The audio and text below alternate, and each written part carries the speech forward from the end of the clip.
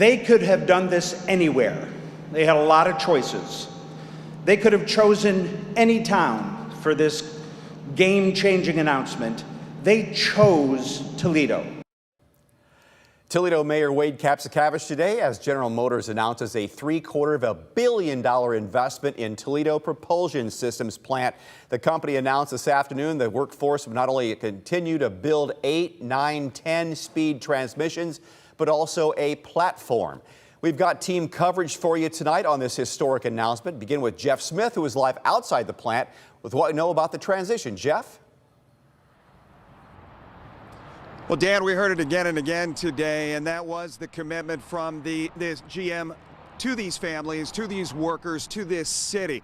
And that commitment today was, it was strengthened big time. In fact, my colleague Tatiana Cash is going to join us here in just a few minutes to talk more about the reaction from those workers. But over the last decade, in fact, General Motors has really shown itself strong here in the Toledo area. In fact, investing over $2 billion in this plant alone for other transitions along the way. And today's $760 million commitment only strengthens that bid. Let's talk about the transition itself and what exactly is happening out here. Plant and UAW officials tell me that the changeover with equipment so that they can produce these propulsion systems, as they're called, is almost immediate. In fact, starting this fall, the Toledo-built drive units will be primarily used in the Chevy Silverado EV, the GMC Sierra EV, and the GMC Hummer EVs.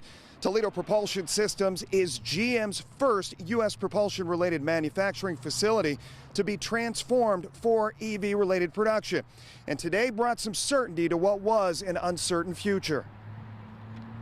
And let them sleep better at night. You know, when you know it's coming and you don't have a seat at that table, you get apprehensive. Our families now can know that this is a good place to work and they don't have to move anymore. It's important for us to be a part of the future. I mean, we have been a great manufacturing state. We've been an automaker state, auto parts state, and now, as we move to EV, as we move to the electric, it's important for us to move with that. I think because Ohio workers have done so well to make the auto industry profitable for, 3-4 generations, that Ohio will attract a big part of this EV investment. This is the best in the world. This GM propulsion facility is the best in the world. I am so elated that GM remembered that.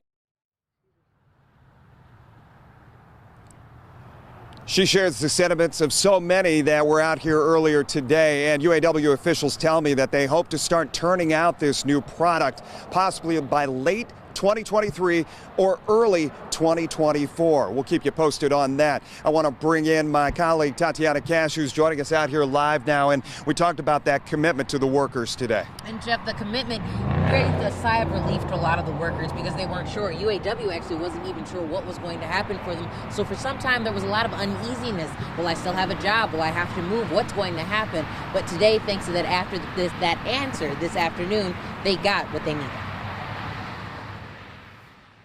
We have brought in so many different projects in that plant over the last several years. I've been here for 9 years myself, and in the time that I've been here, we've gone from a 4-speed engine here to a 9-speed.